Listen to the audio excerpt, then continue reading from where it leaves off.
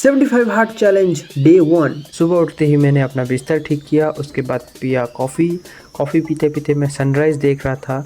उसके बाद मैं जिम जाने के लिए रेडी हो गया और ये मैं पहुंच गया अपना जिम जाते ही मैं रेडी हो गया क्योंकि आज मेरा पुश डे था।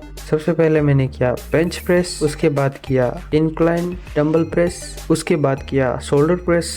देन शोल्डर का एक्सरसाइज में सबसे मेन एक्सरसाइज है लेटरल रेजेस।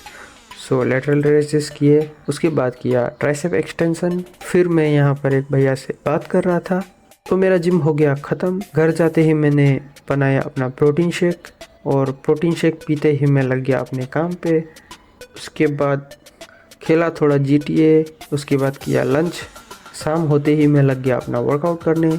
वर्कआउट हो गया ख़त्म, उसके बाद पिया पानी का इंटेक ख़त्म होती है मैं लग गया बुक पढ़ने। ये बुक का नाम है $100 million offer by Alex Hormozi. 10 pages book पढ़ने के बाद मैंने किया डिनर में था रोटी एंड चिकन। और ये रहा मेरा आज का सेल्फी। सो मिलते हैं नेक्स्ट वीडियो में।